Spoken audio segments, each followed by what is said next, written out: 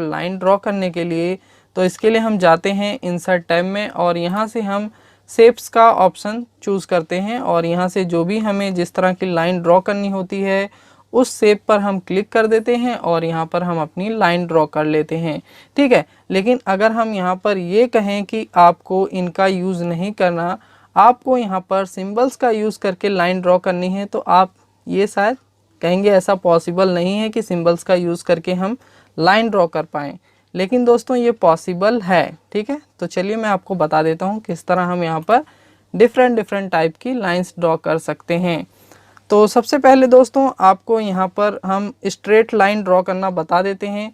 तो इसके लिए आपको यहाँ पर सबट्रैक्ट का साइन, जिसे डैश भी बोलते हैं, जिसे माइनस का साइन भी बोलते हैं, तो इस साइन को आपको 3 या 3 से ज़्यादा बार प्रेस करना है। ठीक है, इसके बाद आप सिंपली एंटर प्रेस कर देंगे तो यहाँ पर आपकी एक स्ट्रेट लाइन ड्रॉ हो जाएगी।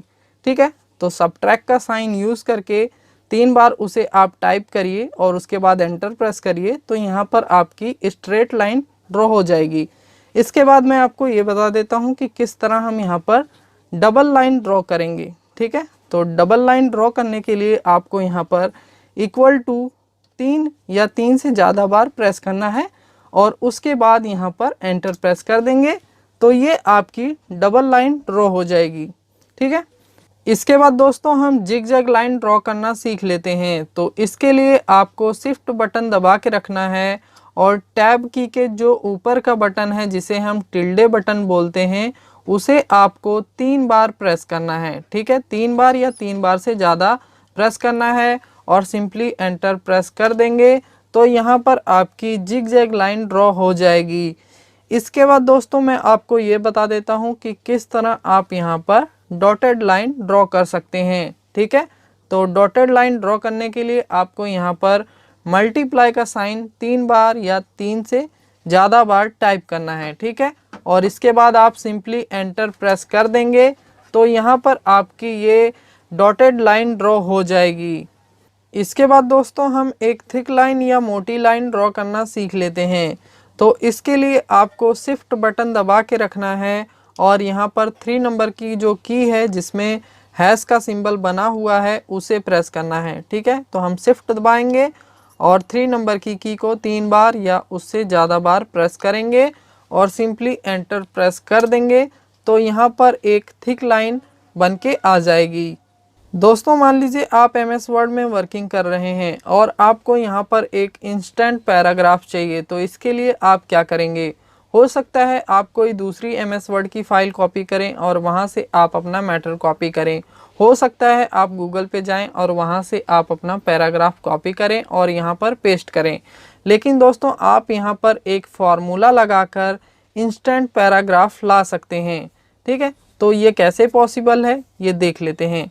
तो इसके लिए दोस्तों आपको यहाँ पर इक्वल टू लगाना है और इसके बाद आपको टाइप करना है रैंड और इसके बाद आपको ब्रैकेट ओपन करना है और इसके बाद दोस्तों आपको जितने भी पैराग्राफ यहाँ पर चाहिए वो नंबर आप यहाँ पर मेंशन कर दीजिए। जैसे कि मैं मान लेता हूँ यहाँ पर हमें 3 पैराग्राफ चाहिए।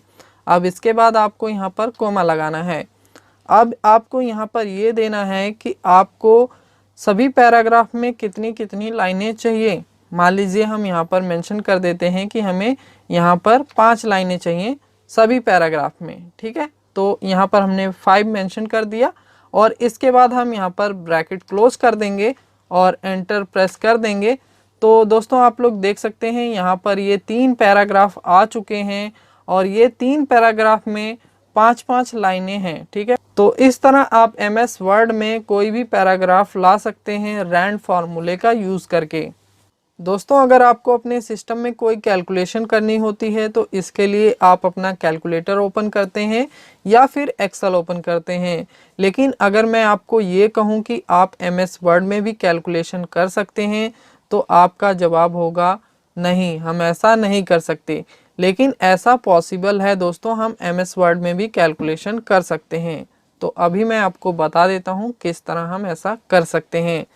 तो इसके लिए दोस्तों आपको प्रेस करना है कंट्रोल F9, तो ये करली ब्रैकेट्स आ जाएंगे।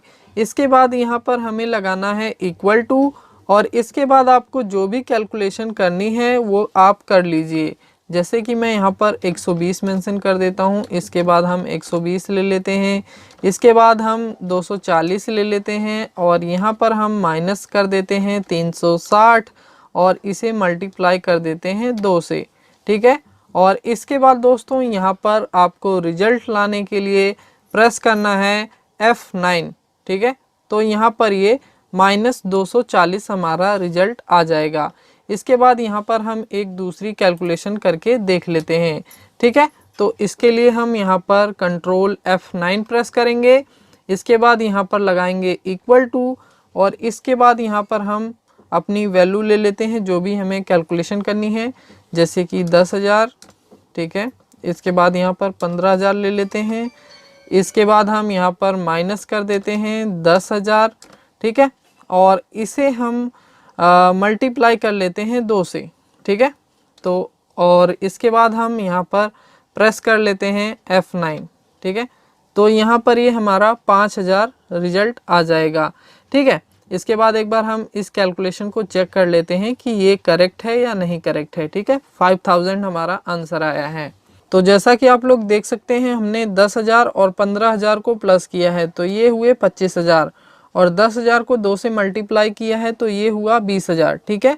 मतलब 25,000 में से 20,000 घटाया तो हमारा आंसर कितना आया, 5,000 आया, ठीक है। तो ये कैलकुलेशन एक्यूरेट है। इसके बाद दोस्तों मान लीजिए आपको अपना जो रिजल्ट देखना है उसके लिए आपको यहाँ पर F9 ना प्रेस करना पड़े, तो इसके लिए दोस्तों आपको यहाँ पर माउस का राइट बटन प्रेस करना है और इसके बाद आपको यहाँ पर अपडेट फील्ड का ऑप्शन मिल जाएगा। तो आप जैसे ही इस पर क्लिक करेंगे तो जो भी रिजल्ट आना होगा वो आपके सामने आ जाएगा।